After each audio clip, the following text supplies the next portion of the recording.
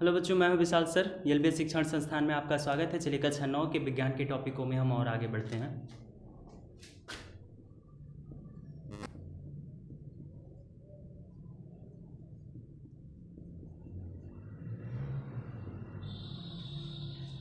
कक्षा 9 विज्ञान।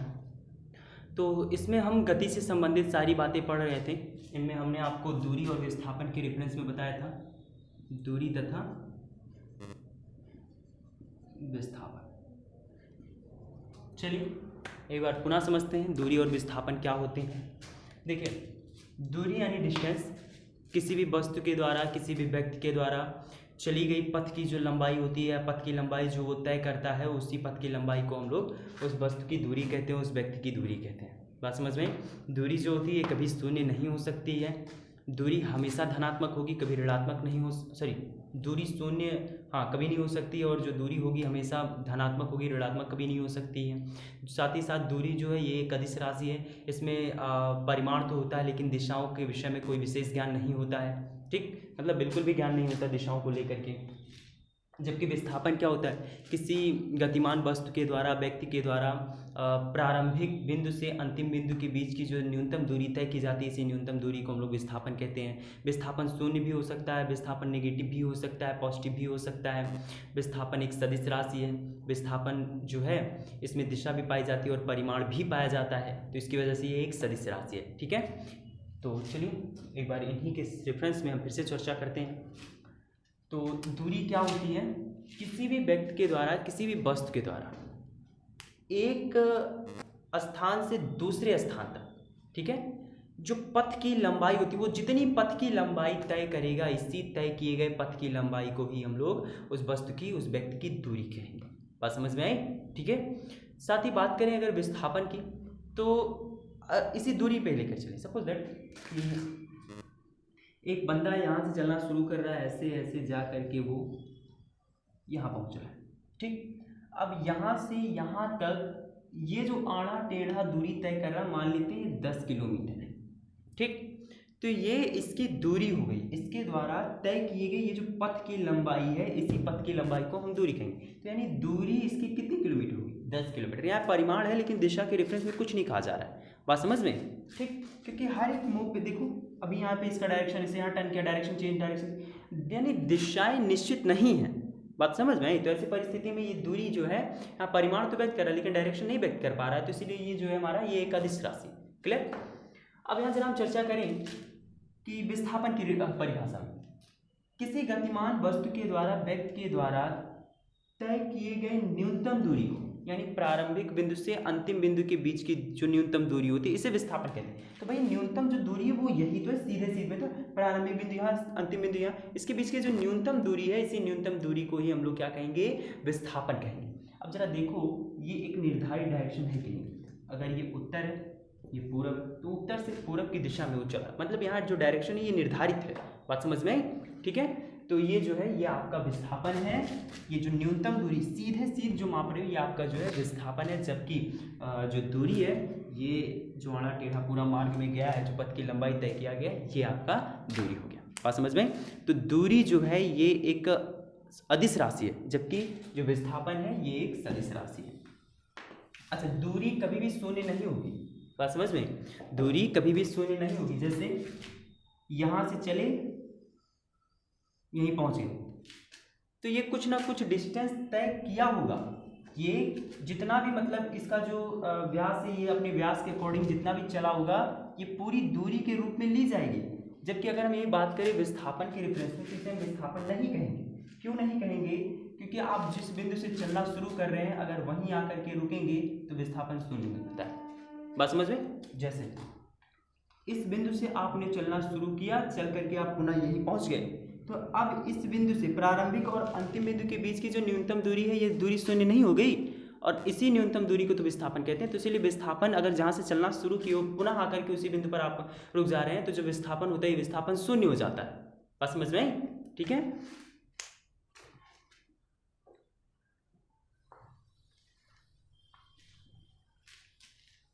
चलिए अगला टॉपिक पढ़ते हैं। अगला टॉपिक हमको पढ़ना है चाल के विषय में। चाल क्या होता है। देखिए पहले इसकी परिभाषा सुनिए। इंग्लिश में इसको स्पीड कहा जाता है। तो चाल की परिभाषा होती है, एकांक समय अंतराल में किसी व्यक्ति के द्वारा किसी वस्तु के द्वारा तय किए गए दूरी को उसकी चाल कहते हैं। एकांक समय अंतराल में किसी व्यक्ति के द्वारा किसी वस्तु के द्वारा तय की गई दूरी को उसकी चाल कहते हैं। चाल के लिए एक फॉर्मूला होता है, चाल बराबर दूरी बटे समय। ये फॉर्मूला कहाँ से बना? परिभाषा से बना। कैसे? देखो, एकांक जिसके लिए भी कहा जाए, जैसे मैंने यहाँ परिभाषा में आपसे कहा एकांक समय अंतराल में, यानी समय के लिए मैंने एकांक कहा, तो जिसके लिए भी एकांक कहा जाए उसका मतलब ये होता है कि उसके कुल मान से भाग दिया गया होगा। बात समझ में आई? उसके कुल मान से भाग दिया गया होगा। जैसे आप यहीं देख लो, एकांक समय अंतराल कहा जा रहा है ना, तो एकांक समय अंतराल में चली गई दूरी को चाल कहते हैं। देखो यहाँ पे यही मतलब रिप्रेजेंट हो रहा है। समय जो है एकांक कहा गया, तो इसका मतलब ये दूरी में जब आप कुल समय से भाग कर देंगे तो इसको पढ़ेंगे एकांक समय में चली गई दूरी। बात समझ में आई? ठीक है, तो एकांक समय में तय की गई जो दूरी होती है, इसी तय की गई दूरी को हम लोग चाल कहते हैं, स्पीड कहते हैं। बात समझ में आई? अब चाल का जरा मात्रक देखिए, मात्रक कैसे निकालेंगे हम लोग? चाल का मात्रक देखिए, मात्रक निकाला जाता है फॉर्मूले से। फॉर्मूला दूरी बटे समय में है, और दूरी का मात्रक क्या होता है? मीटर होता है। दूरी का मात्रक क्या होता है? मीटर होता है। और समय का मात्रक क्या होता है? सेकंड होता है। घंटा भी होता है, किलोमीटर भी दूरी का मात्रक होता है। लेकिन आप ये चीज़ बिल्कुल ध्यान में रखेंगे कि जो दूरी और सेकंड आप माप रहे हो, ये यम के यस पद्धति में माप रहे हो। बात समझ में आई? ठीक है, अगले टॉपिक में किसी में हम अलग से आपको समझा देंगे। फिलहाल ये चीज़ें आपके टॉपिक में नहीं है कि यम के यस पद्धति क्या होती है। हम किसी टॉपिक में आपको इनको बता देंगे, समझा देंगे। आप ये चीज़ ध्यान दीजिएगा कि जो दूरी का मात्रक मीटर लिया गया, जो समय का मात्रक सेकंड लिया गया है, ये मात्रकों की पद्धतियों के अकॉर्डिंग लिया गया है। ठीक है, तो एमकेएस पद्धति के अकॉर्डिंग जो हमारा दूरी है इसका मात्रक मीटर, और जो समय है उसका मात्रक सेकंड। बात समझ में आई? ठीक, और जब भी कोई दो मात्रक आपस में बटे के रूप में होते हैं, किस रूप में होते हैं? बटे के रूप में। तो बटे के रूप में आप इसे देखिए, मीटर बटे सेकंड था ना, और जब मात्रक लिखा जाता है तो इस बटे को प्रति में बदल दिया जाता है। ऐसे टेढ़ा सा चिन्ह खींच दिया जाता है, इस टेढ़े से चिन्ह को हम लोग प्रति पढ़ते हैं, तो ये जाता है मीटर प्रति सेकेंड। बात समझ में? तो चाल का मात्रक क्या मिल गया हमको? मीटर प्रति सेकंड। चाल किसे कहते हैं? एकांक समय अंतराल में। बात समझ में आई? ध्यान से समझिएगा। एकांक समय अंतराल में तय की गई दूरी को या चली गई दूरी को उस गतिमान वस्तु की व्यक्ति की चाल कहते हैं। बात समझ में आई? यानी एकांक समय, अच्छा इसको आप ऐसे भी कह सकते हो कि किसी निश्चित समय अंतराल में चली गई दूरी तथा समय अंतराल के अनुपात को उसका चाल कहते हैं। बात समझ में? अगर आप एकांक नहीं कह रहे हैं तो आपको यहाँ अनुपात लगाना पड़ेगा, लेकिन अगर आप एकांक कह दे रहे हैं, जैसे एकांक समय अंतराल में चली गई जो वस्तु के द्वारा चली गई दूरी होती है, तय की गई दूरी होती है, इसे हम लोग चाल कहते हैं। बात समझ में? ठीक है, तो ये हो गया आपका चाल। चाल का मात्रक मीटर प्रति सेकंड। और चाल जो होता है ये कैसी राशि है? चाल अदिश राशि है। कैसी राशि है? अदिश राशि। ठीक, क्यों अदिश राशि है? क्योंकि चाल जो होता है ये केवल परिमाण व्यक्त करता है, दिशा नहीं व्यक्त करती। क्यों? क्योंकि चाल बराबर दूरी बटे समय, और दूरी कैसी राशि? अदिश राशि। जब दूरी खुद नहीं हमारा जो है डायरेक्शन व्यक्त करेगा, तो जो चाल है वो कैसे डायरेक्शन व्यक्त कर पाएगा? दूरी जो होती चाल जो होता है वो दूरी पर निर्भर करता है। बात समझ में आई? ठीक, एक बार फिर से देखिए लैंग्वेज चाल की। एकांक समय अंतराल में किसी वस्तु के द्वारा किसी व्यक्ति के द्वारा तय किए गए पथ की लंबाई को उस वस्तु की उस व्यक्ति की चाल कहते हैं। चाल बराबर दूरी बटे समय अंतराल या समय, और इसका मात्रक होता है मीटर प्रति सेकेंड। जो चाल होता है ये एक अदिश राशि है। आपको चाल के विषय में इतनी सारी बातें जबानी याद होनी चाहिए। चलिए अगला टॉपिक देखते हैं।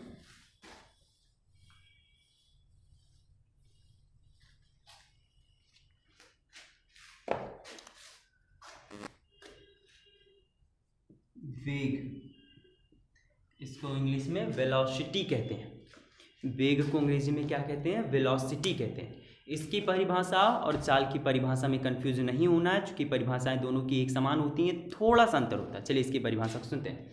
देखिए, वेग की परिभाषा ये होती है, एकांक समय अंतराल में तय किए गए विस्थापन को, एकांक समय अंतराल में कोई वस्तु जितना विस्थापित होती है उसी को हम लोग उस वस्तु का, उस व्यक्ति का वेग कहते हैं। वेग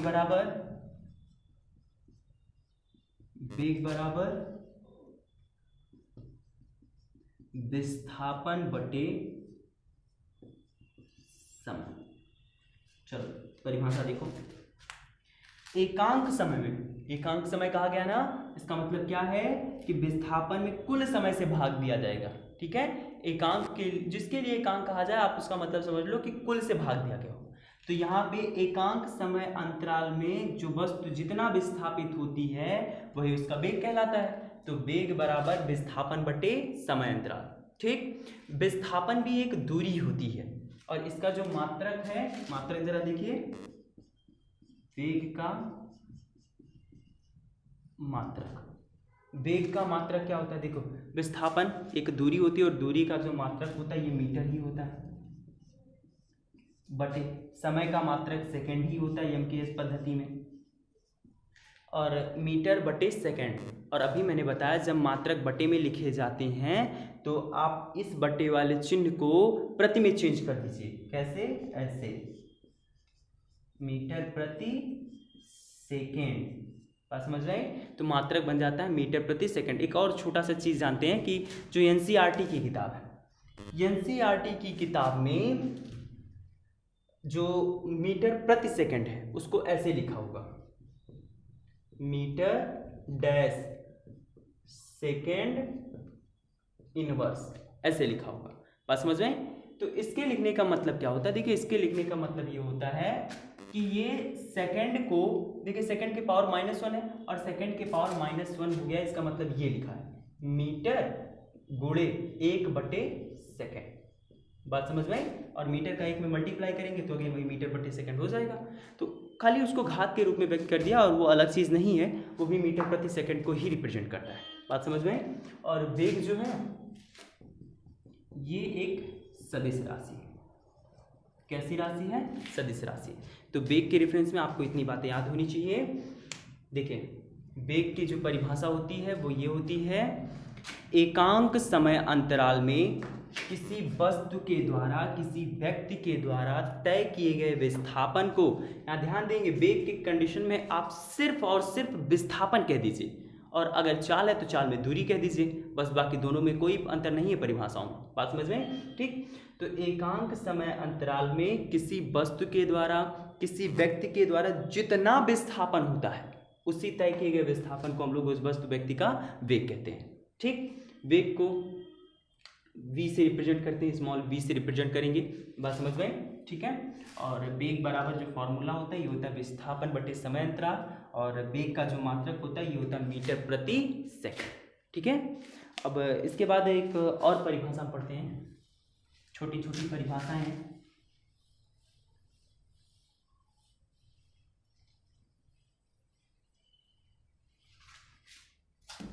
देखिए, अगला हमको पढ़ना है समान तथा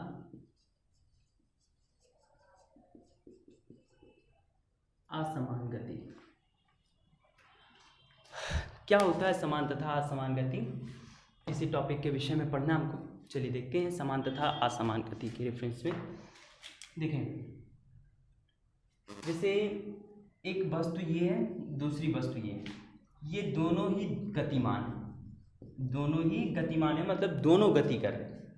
अगर ये दोनों या दो से अधिक हो सकते हैं, अगर ये दोनों समान समय अंतरालों में समान दूरियां तय कर रहे हैं, मतलब ये 1 घंटे में 50 किलोमीटर चल रहा है और ये भी 1 घंटे में 50 किलोमीटर ही चल रहा है, तो इनकी जो गतियां हैं, इनकी गतियां कहलाएंगी समान गति।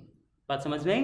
ठीक है, तो समान गति किसे कहते हैं? दो से अधिक वस्तुओं या व्यक्तियों के द्वारा यदि समान समय अंतरालों में समान दूरियां तय होती हैं तो ऐसी गतियों को हम लोग कहते हैं समान गति। बात समझ में आई?